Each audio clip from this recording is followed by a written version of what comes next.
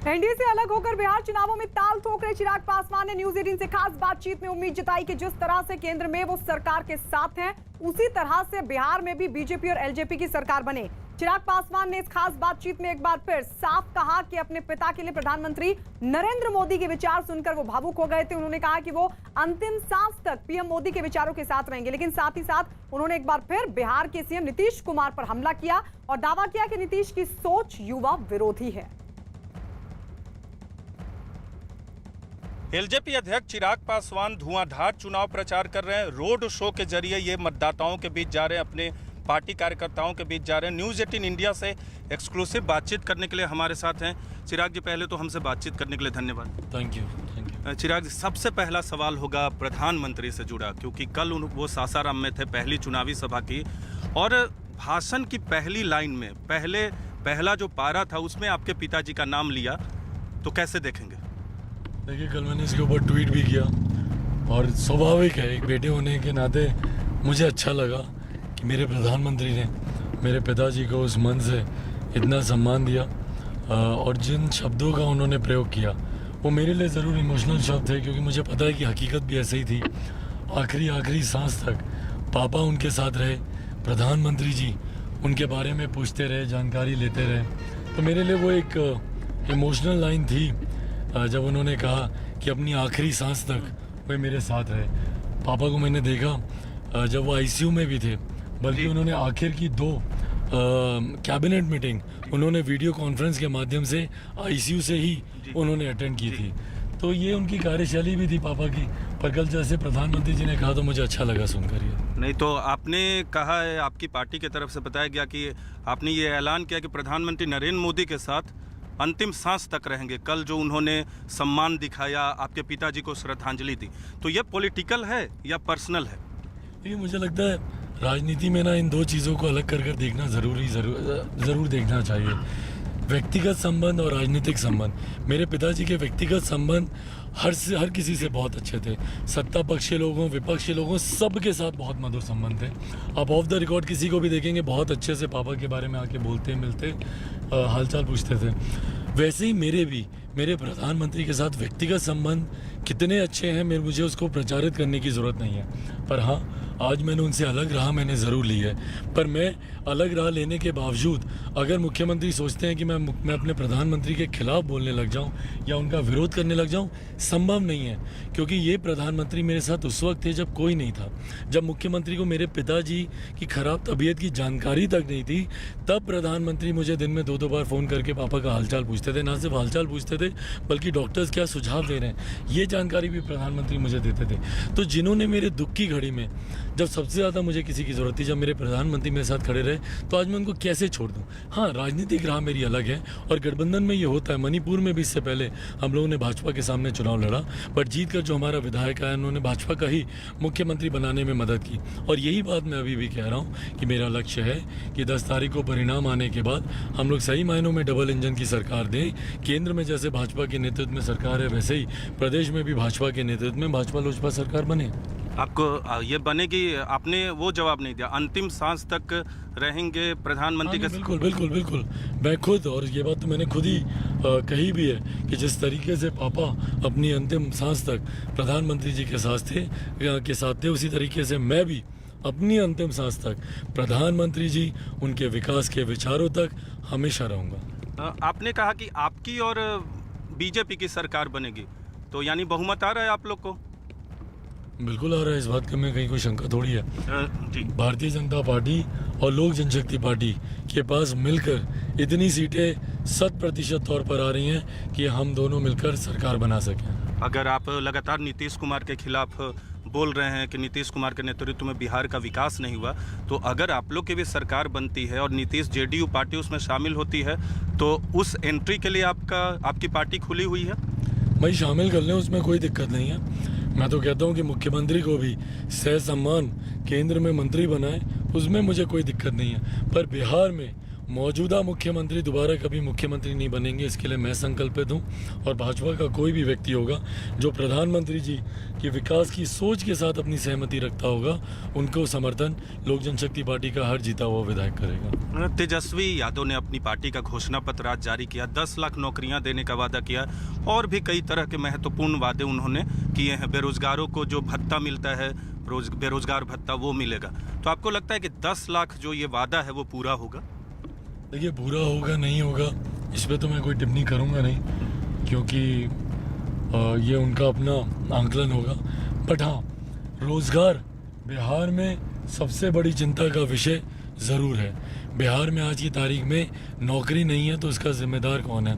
अगर बिहारी युवा को पलायन करके दूसरे प्रदेश जाना पड़ता है तो इसका जिम्मेदार कौन है?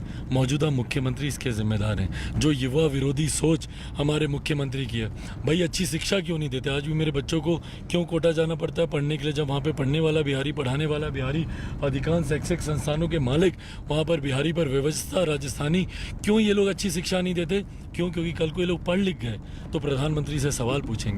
डिग्री, जो डिग्री 3 साल में कंप्लीट हो सकती है ग्रेजुएशन की, वो 6-6 साल, 5-5, 6-6 साल चलती है। क्यों? क्योंकि अगर डिग्री हाथ में आ गई तो फिर ये रोज़गार मांगेगा। तो ना तो इनको पढ़ाओ कि ये अपना हक मांगे, ना इनके हाथ में डिग्री दो कि ये रोज़गार मांगे। तो ये युवा विरोधी सोच है हमारे मुख्यमंत्री की। मुख्यमंत्री से सुन लीजिए, जब भी युवाओं की बात करेंगे तो सीधा बोलेंगे, अरे ये लोग तो अनुभवहीन है, ये लोग तो कुछ जानता ही नहीं है, ये लोग तो कुछ पढ़ता ही नहीं है, सिर्फ दिन भर ट्विटर पे लगा रहता है। भैया, आप खुद छात्र राजनीति से आप निकले हैं, जेपी आंदोलन में आप खुद युवा राजनीति का आप हिस्सा रहे हैं, उसके बावजूद आप बिहार के युवाओं को आप आगे बढ़ने से रोकते हैं। अपने ही गठबंधन में मैं भी तो था ना, उनका एक युवा साथी, मुझे ही आगे बढ़ने से जिस तरीके से उन्होंने रोकने का प्रयास किया, मेरे किसी सुझाव को उन्होंने मानने से उन्होंने मना कर दिया। तो युवा सोच, युवा विरोधी सोच हमारे मुख्यमंत्री की रही है और इसीलिए हम लोगों ने Bihar first, Bihari first vision document में इन तमाम चीज़ों का हम लोगों ने प्रावधान किया है। रोज़गार की आपने बात की, 10 लाख का आंकड़ा जो तेजस्वी ने बोला वो उसको बेहतर एक्सप्लेन कर पाएंगे। बट मुझे इतना ज़रूर पता है कि लगभग 4.5 लाख पद अभी भी सरकारी ऐसे हैं जो कि रिक्त हैं, भले वो डॉक्टर्स के हों, लैब टेक्नीशियंस के हों, जूनियर इंजीनियर्स के हों, शिक्षकों के हों, सैंक्शन पोस्ट हैं जो अभी तक खाली पड़ी हुई हैं। क्यों नहीं आप उनको भर रहे?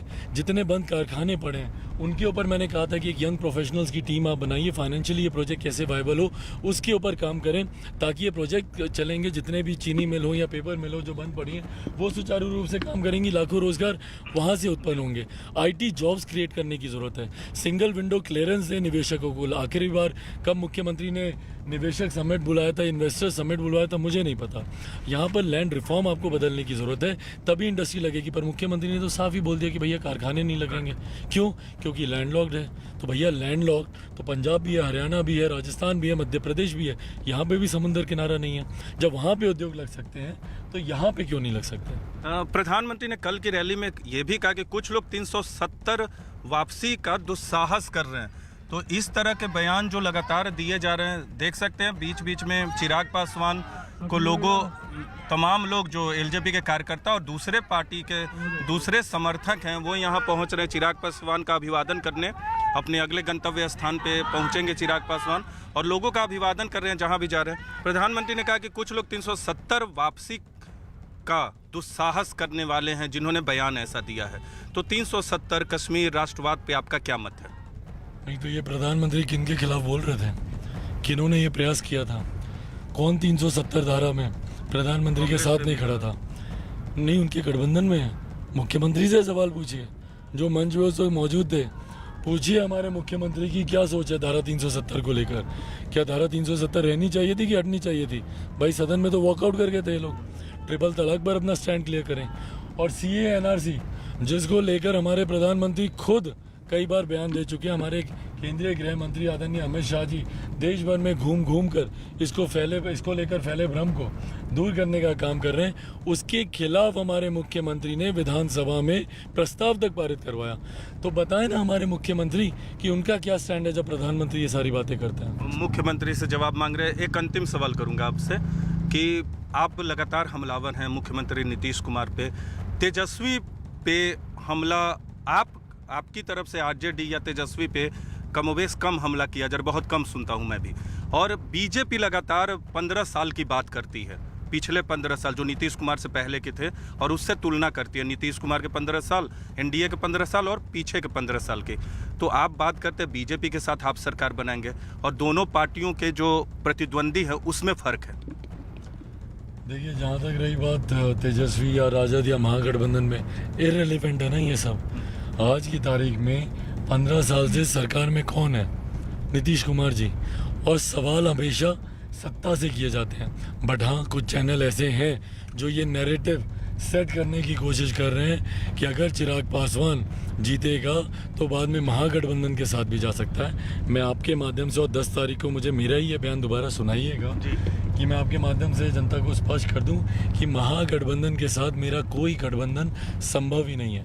लोक जनशक्ति पार्टी ने हमेशा प्री पोल अलायंस किए, पोस्ट पोल किसी की सरकार बन जाए इसलिए अपना समर्थन कर दें, कभी नहीं किया हम लोगों ने।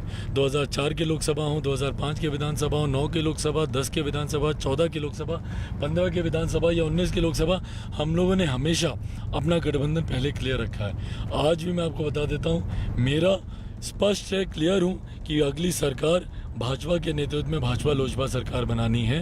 कोई अगर ये भ्रम फैला रहा है कि मैं महागठबंधन के साथ चला जाऊंगा तो वो असंभव है। भले महागठबंधन की ही जीत हो जाए, आप रहेंगे बीजेपी के साथ विपक्ष। भाई, मैं क्यों मान के चलूं कि महागठबंधन की जीत हो? मैं तो ये झूठे मुंह भी नहीं बोलूंगा। ओके, ठीक है। कब मुंह पे सरस्वती सवार हो तो मैं क्यों बोलूं? क्यों बोले? मैं तो मान के चल रहा हूँ ना कि आज की तारीख में भाजपा के नेतृत्व में, और ये आंकड़े हम दोनों के पास होंगे, भाजपा और लोजपा के पास होंगे, और जीत हम ही लोगों की होगी। आत्मविश्वास से भरपूर एक अंतिम सवाल रह गया था। प्रधानमंत्री नरेंद्र मोदी ने मित्रता का धर्म तो निभाया ही आपके पिताजी का नाम लेके, उन्होंने ये भी साफ किया कि बिहार की जनता कोई भ्रम में नहीं रहती। बाद में उन्होंने तमाम एनडीए के चारों घटक दलों का नाम लेकर कहा कि इनको वोट करें। तो एक बीच में जो कन्फ्यूजन भी बहुत कई बार क्रिएट होते रहता है, वो सब कन्फ्यूजन को उन्होंने एक तरह से दूर करने की कोशिश भी की, क्योंकि कहीं ना कहीं लगता है जेडीयू को, बीजेपी के नेताओं को कि कन्फ्यूजन हुआ है। प्रधानमंत्री ने क्या कहा कि बिहार की जनता कोई भ्रम में नहीं रहती। नहीं है भ्रम में, आप जाइए गांव खलियानों में पूछिए, कोई भ्रम में नहीं है, सब क्लियर है। सब क्लियर है। प्रधानमंत्री नरेंद्र मोदी भी कहते हैं सब क्लियर है, चिराग पासवान भी कहते हैं सब क्लियर है, और लगातार प्रधानमंत्री नरेंद्र मोदी के प्रति सकारात्मक बयान देकर और खुद मतदाताओं और अपने समर्थकों से मिलकर ये इस बार बिहार विधानसभा चुनाव में मजबूत दस्तक देने की कोशिश में है। और इस वक्त हमारे साथ हमारे सहयोगी अमित पांडे बेगूसराय से हमारे साथ जुड़ गए हैं। वरिष्ठ पत्रकार शेषनारायण सिंह हमारे साथ जुड़ गए हैं। सबसे पहले शेषनारायण जी, आपके पास आते हुए 3 बातें चिराग पासवान ने कही हैं। चिराग पासवान ने एक तो दावा किया है कि चुनाव के बाद बीजेपी और एलजेपी की सरकार बनेगी। दूसरी बात वो ये कह रहे हैं कि मैं अंतिम सांस तक पीएम मोदी के विचार के साथ रहूंगा, यानी उनके विचार साथ रहेंगे। और तीसरी बात वो कह रहे हैं कि नीतीश जो है वो युवा विरोधी हैं। इन तीनों ही बातों को आप किस तरीके से देख रहे हैं? नहीं, ये तीनों ही बातें उनकी गलत। नीतीश जब राजनीति में आए थे तो युवा थे, और युवा सांसद थे, युवा मंत्री थे, बुढ़े पैदा थोड़े हुए। एक दूसरी, वो प्रधानमंत्री के साथ जीवन भर रहेंगे, तो हम तो रामविलास पासवान को आज 45 साल से जानते हैं। वो कब क्या कहते हैं, उसका क्या मतलब होता है, वो तो मौके के हिसाब से बात होती है। इसका ये राजनीतिक बयान है, इसका कोई मतलब नहीं। और तीसरी बात ये है कि वो प्रधानमंत्री के प्रति जो आभार उन्होंने अपने आपके इंटरव्यू में काफी देर तक कई वाक्यों में व्यक्त किया, हमें ऐसा लगा, जो तजुर्बा है मेरा राजनीति को समझने का 50 साल का, कि अब वो पछता रहे। उनको ये उम्मीद नहीं थी कि बीजेपी वाले इस तरह से हमारे खिलाफ हमको वोट कटवा कहने लगेंगे या हमारा नाम ही नहीं लेंगे।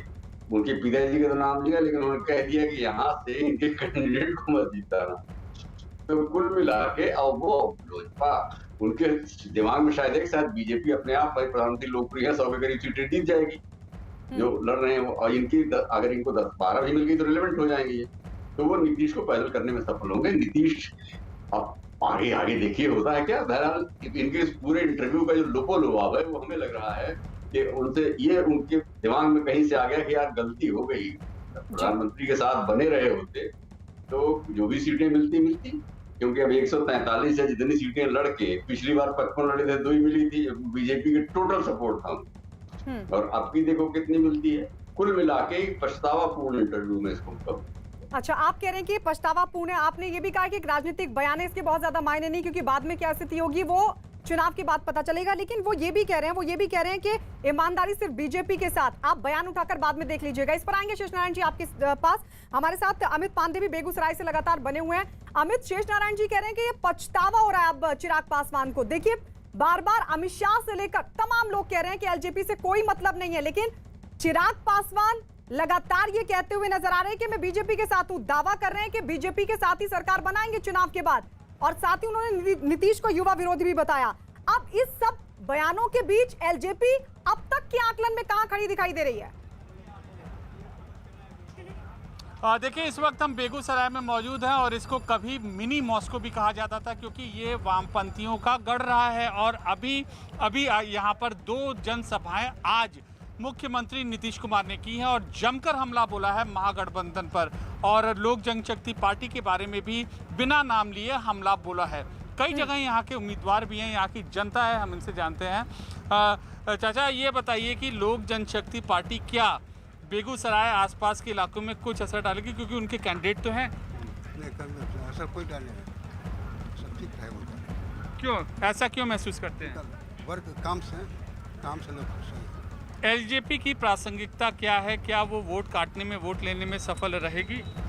हम लोग तो जड़ी से भाजपा में हैं, इसलिए भाजपा का हम लोग का वहाँ पर, दिल्ली में भी भाजपा का हम लोग का वहाँ पर रजिस्ट्रेशन है। हमारे साथ एक और शख्स हैं। आइए बताइए, चिराग पासवान कहते हैं कि पीएम मोदी के वो साथ रहेंगे और उनके प्रति लगातार सहानुभूति जता रहे हैं और लगातार उनके साथ रहने का दावा कर रहे हैं। तो क्या, किस तरीके से आप देखते हैं? देखते हैं, नीतीश कुमार का पोजीशन बढ़िया है। ऐसे तो मुकाबला 3 कोणीय है, लेकिन नीतीश कुमार अच्छे हाल में है। एक और है युवा, आप बताइए कि क्या कहना चाहेंगे आप? देखिए, बदलाव ज़रूरी है, और एलजेपी और जदयू और ये बीजेपी, ये जो गठबंधन जो टूटा एलजेपी का, तो कहीं न कहीं ये बीजेपी से मिला हुआ, और बीजेपी इसको अंदर खाने से सपोर्ट कर रही है। और इस बार बदलाव होके रहेगा और होना भी चाहिए। इसलिए होना चाहिए कि लंबे अरसे तक अगर कोई भी गठबंधन, कोई भी सरकार अगर रहती है। चिराग की ये भूल थी महागठबंधन में न आना, या फिर बुद्धिमानी है जो स्टैंड उन्होंने अभी अख्तियार किया है? नहीं, चिराग पासवान एक योग है, राजनीति में वो योग हैं। वो एक दाव खेल रहे हैं कि हम आगे भविष्य बिहार में कैसे बेहतर से बेहतर कर सकते हैं, और इसमें वो कामयाब भी होंगे आगे चल के। अभी तो नहीं होंगे, लेकिन आगे चल के होंगे। राजनीतिक दाव खेल रहे हैं। और एक और लोग हैं, ये व्यापारी, स्थानीय व्यापारी हैं। चिराग पासवान किस हद तक अहम रहेंगे इस विधानसभा चुनाव में? हमारे समय से तो युवा हैं, बहुत अच्छे रहेंगे। अब तो भविष्य बताएगा, अभी तो नए हैं, अभी उनके बारे में आने दीजिए, रिपोर्ट पता चलेगा। आज मुख्यमंत्री नीतीश कुमार ने जनसभा की और उन्होंने कहा कि जिनको कोई अनुभव ही नहीं है वो हमारे खिलाफ बोल रहे हैं। उनका निशाना तेजस्वी और चिराग की ओर था। ये कोई माने नहीं रखता है, अभी युवा पीढ़ी ज़्यादा अच्छे रहेंगे। नीतीश बाबू तो बहुत 15 साल काम कर चुके हैं, देखिए उनके लिए क्या होता है, ये ध्यान देने वाली बात है। एलजेपी बेगूसराय में क्या कुछ असर डाल पाएगी? उनके बहुत ज़्यादा असर डालेगी, ये भी कांटे। चलिए अमित लौटेंगे आपके पास। यानी जनता समझ रही है कि किस तरीके से चिराग पासवान ने दाव खेलने की कोशिश की। इस बीच ये बता दें आपको कि बिहार विधानसभा चुनावों के लिए आरजेडी ने अपना घोषणा पत्र जारी कर दिया। आरजेडी ने वादा किया कि उनकी सरकार आई तो बिहार में 10 लाख लोगों को रोजगार दिया जाएगा। आरजेडी ने किसानों की कर्ज माफी का भी वादा किया। रोजगार के मुद्दे पर नीतीश कुमार और बीजेपी को घेरते हुए तेजस्वी यादव ने दावा किया कि आरजेडी डबल इंजन की सरकार की तरह झूठ नहीं बोलती। और हमने मुद्दों की बात की है, और पहले भी हमने कहा था, जैसे कि इन सभी विषयों में रोजगार, कृषि, उद्योग, शिक्षा, उच्च शिक्षा, रोजगार, महिला सशक्तिकरण और परिवार कल्याण, स्मार्ट गांव, खासतौर पे यहाँ स्मार्ट गांव का जिक्र किया गया है। स्वयं सहायता समूह के बारे में है, पंचायती राज संस्था के बारे में है, सामुदायिक विकास और गरीबी उन्मूलन के बारे में है, पशुपालन एवं मत्स्य पालन के बारे में है, स्वास्थ्य सेवाएं के बारे में है, सरकारी सेवा से जुड़े हुए मुद्दे हैं, बिहार की सांस्कृतिक विरासत और रचनात्मक उद्योग के बारे में इसमें है, खेल नीति हमारी क्या रहेगी, इसमें विस्तार रूप से दिया गया है। आधारभूत संरचनात्मक विकास के बारे में इसमें जिक्र किया गया है।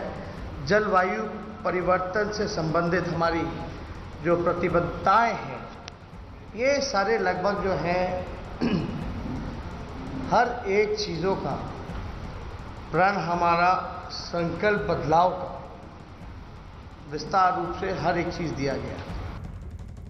लोग हंसी उड़ाया करते थे कि भाई रोजगार कैसे देंगे, पैसा कहाँ से लाएंगे। हमने कहा रोजगार और नौकरी में अंतर है।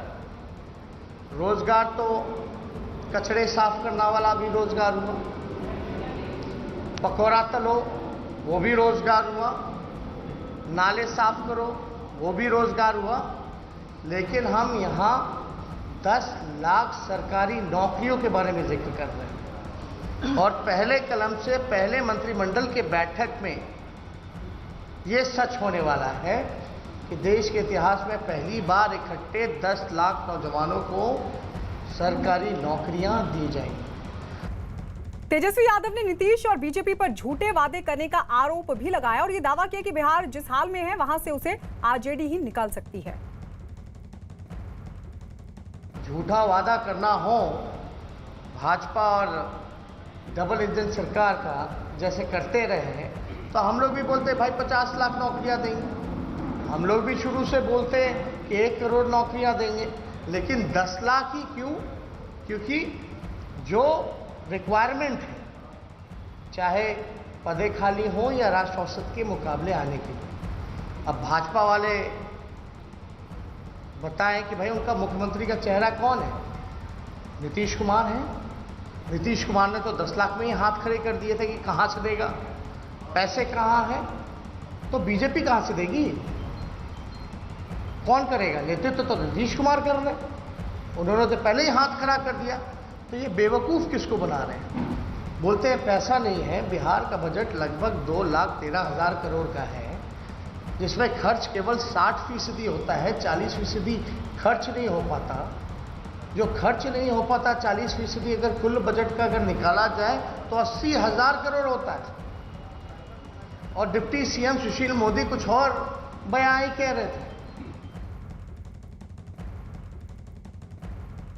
शेष नारायण जी, इनकी 10 लाख की नौकरियों पर पहले एनडीए ने निशाना साधा और जब बीजेपी की तरफ से 19 लाख नौकरियों का ऐलान हुआ तो ये निशाना साध रहे हैं। लेकिन इस सब के बीच अब 10 लाख नौकरी नहीं, सिर्फ आरजेडी कह रही है कि सरकारी नौकरी, जबकि जेडीयू बार बार ये कहती हुई कई जगहों पर दिखाई दी है कि इतने तो रिक्त पद ही नहीं है।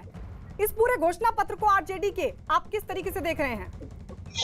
नहीं, अपोजिशन में मैं एक घोषणा पत्र जानता हूँ, एक स्टेट का चुनाव में हुआ था। उन्होंने बहुत कुछ चीजें वायदा कर दिया था कि कंप्यूटर देंगे और लैपटॉप देंगे और टैबलेट देंगे। उनको उम्मीद नहीं थी कि सरकार बन जाएगी। सरकार बन गई तो सबसे बड़ी मुसीबत वही पड़ गई।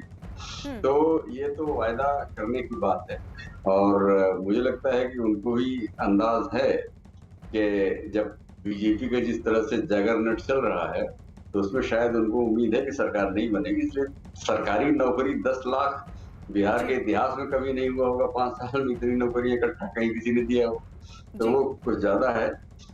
लेकिन एक जो बात मैं जरूरी कहना चाहता हूँ कि घोषणा पत्र जब जारी किया जाता है तो नेता लोग अपने मुंह से बताते हैं। आएंगे आपके पास। इस बीच बता दें अपने दर्शकों को, आरजेडी के घोषणा पत्र पर मुख्यमंत्री नीतीश कुमार ने भी हमला बोला। उन्होंने तेजस्वी पर पलटवार किया। तेजस्वी पर पलटवार करते हुए उन्होंने कहा कि कुछ लोगों को काम से कोई मतलब नहीं है, बल्कि वो सिर्फ बोलते हैं।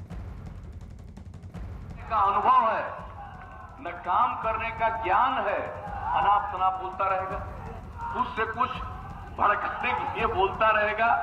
हमको उस पर कुछ नहीं कहना है और आजकल मेरे ऊपर न जाने क्या क्या बोलता रहता है। हमको उसकी कोई चिंता नहीं। हम जानते हैं हम ही पर कुछ बोलेगा तभी उसको पब्लिसिटी मिलती है। तो अपने प्रचार के लिए जो बोलना है बोलो, खूब प्रचारित होते रहो, लेकिन कभी काम का अनुभव है, कोई काम का तजुर्बा है, कोई ज्ञान है? और किस प्रकार से एक एक चीज को देख करके हम आज तक चैन से बैठे हैं। उधर केंद्रीय मंत्री गिरिराज सिंह ने आरजेडी के घोषणा पत्र पर वार करते हुए दावा किया कि तेजस्वी यादव झूठ बोल रहे हैं। मेरे साथ इस वक्त मौजूद हैं बीजेपी के कद्दावर नेता और केंद्रीय मंत्री गिरिराज सिंह, जो लगातार डोर टू डोर कैंपेन कर रहे हैं, लोगों से मुलाकात कर रहे हैं विधानसभा चुनाव में, और लखीसराय जो है इनका गृह क्षेत्र भी है यहाँ पर। सर, आरजेडी ने जो है आज अपना मैनिफेस्टो जारी किया है, रोजगार की बात कर रहे हैं, 10 लाख नौकरियाँ देने की बात कर रहे हैं। मैं 2 विषय खड़ा करना चाहता हूँ, उसका जवाब चाहता हूँ, अभी तक जवाब मिला नहीं है। उन्होंने कहा है कि पहली कैबिनेट में 10 लाख लोगों को रोजगार देंगे। वो बताएं। उन्होंने ये भी कहा कि मैं अपने पिताजी के विरासत को आगे बढ़ाऊंगा और 10 लाख नौकरी भी दूंगा। कंट्रोवर्सी है, एक दूसरे कंट्राडिक्टरी है। जब 15 साल में उनके पिताजी ने जो नौकरी दी, सरकारी आंकड़े हैं पूरे उनके कार्यकाल, माताजी के कार्यकाल का लगभग 94,000 है, जैसा कि मुझे मालूम है। अब वर्तमान, ये तो उनका इतिहास हो गया। वर्तमान में वो कह रहे हैं कि 10 लाख नौकरी दूंगा, लेकिन मैं पूछना चाहता हूं, 20 महीना डिप्टी सीएम के पद पे रह के दर्जनों विभाग को अपने साथ, 1 दर्जन से ऊपर विभाग और दर्जनों मंत्री, कितने लोगों को रोजगार दिया 20 महीने में, और फिर कितना डिमांड चार्ट जो मुख्यमंत्री के पास ले गए कि हमने ये बनाया है रोजगार के लिए। तो मुझे कहीं नहीं मिला कि इन्होंने ये भी एक प्रयास किया। जो 20 महीना डिप्टी सीएम के पद पर हो और आरजेडी के पास में 12-15 विभाग हो, और फिर वर्तमान तो 0 दिखता है। फिर रावण छलने आया, मातृभूमि को हरने आया, फिर खींची रेखा।